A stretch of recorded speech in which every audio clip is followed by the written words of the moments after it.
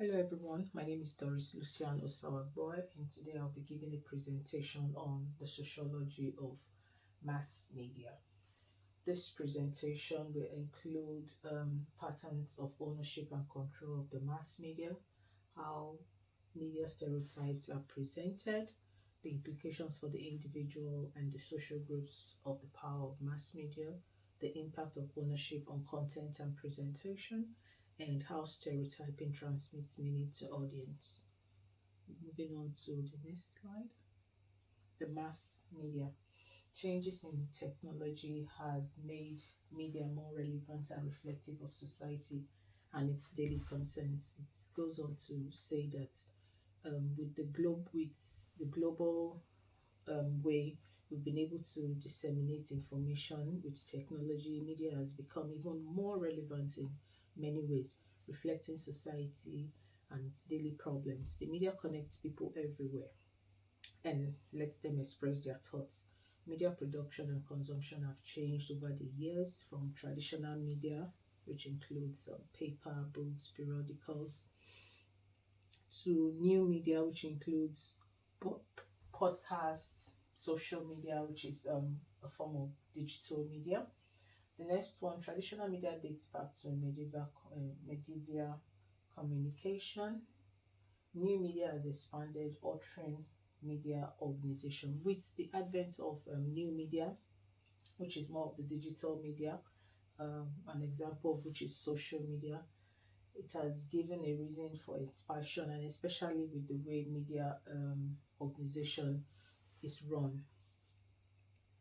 Next, we'll be looking at patterns of ownership. For patterns of ownership, we have cross media ownership. The cross media ownership it refers to the ownership of several media outlets by one individual. An example of this is Rupert Murdoch's News Corporation. It's one of the largest media groups in the world and publishing outlets in the United States, the United Kingdom, and Australia. It has newspapers, entertainment groups, and publishing outlets. The next one is conglomerate. Conglomerate, this is when a company owns many media companies. For instance, you have the Microsoft, who also owns LinkedIn and MSN. Then we have partnership.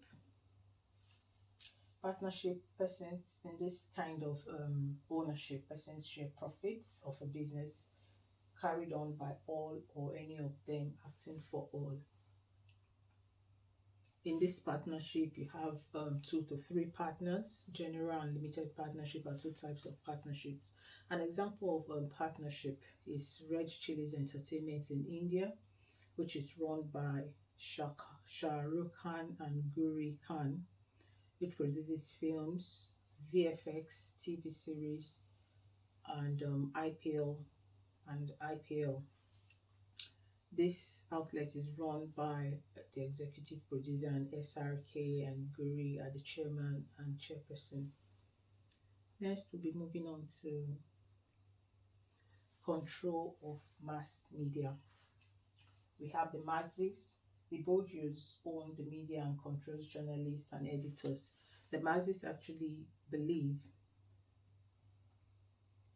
the Maxis are of the opinion that the rich bourgeois, owners of mass media, owners of media companies, are actually in charge of the media. They decide what comes on our screens, what we read, what we listen to.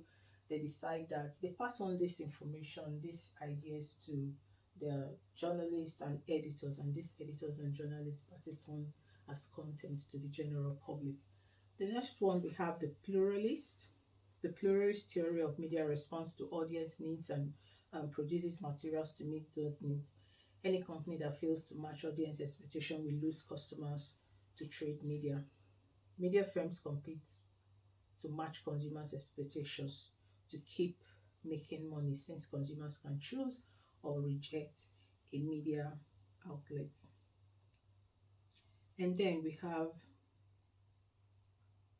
going on, we have the postmodernist view.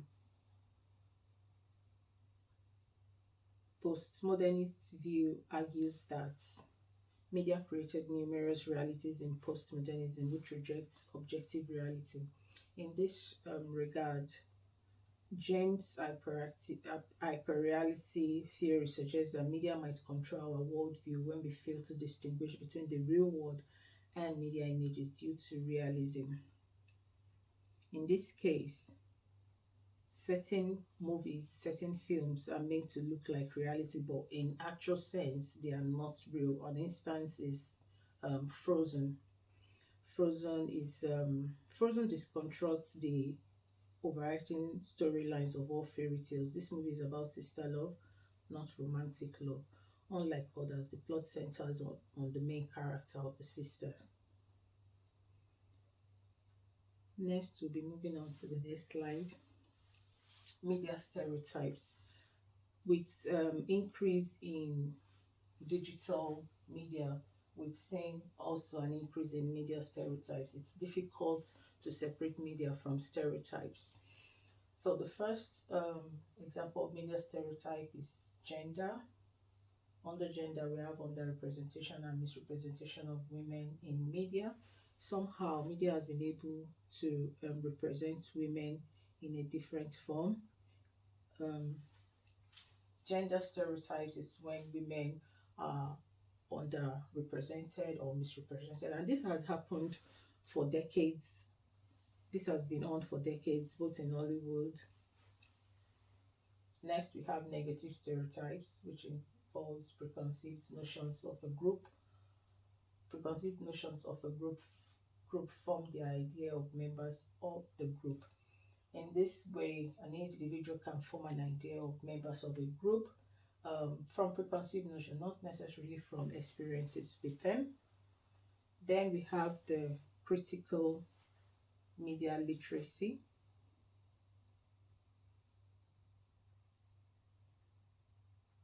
Excuse me.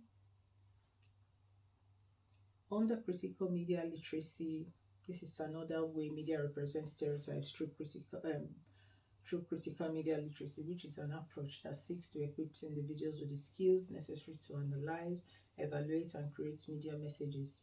A case study of this is Wonder Woman. Next, we'll be looking at race and ethnic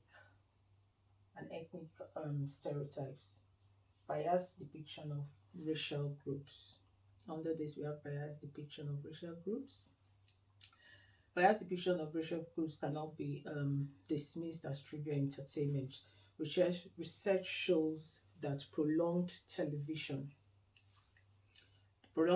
exposure decreases self-esteem for most females and black boys, but increases it for white boys. Implications of power of the media. We have the direct implication and the indirect implication. The direct implication has to do with individuals. The indirect has to do with groups, social groups. An individual may accept new rules if they hear about them in the media. Indirect, the information makes people more likely to accept it if they think other people have already done so. Then we go on to impact of ownership on content and presentation.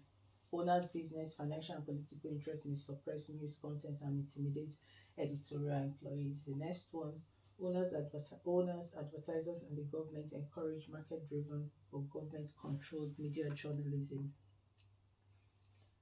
Then we move on to how stereotyping transmits meaning to audiences.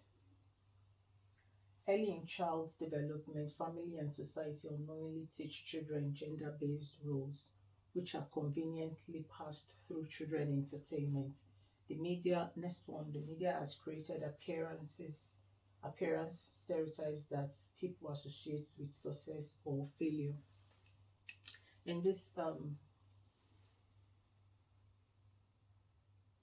finally, in conclusion, digital media has benefited from the mainstream media's technological shift from old to new media. Next, ownership patterns and media control theories vary, and the media's portrayal of events and stereotypes affects individuals and society. Now we've come to the end of this presentation. I'm open for questions. Thank you.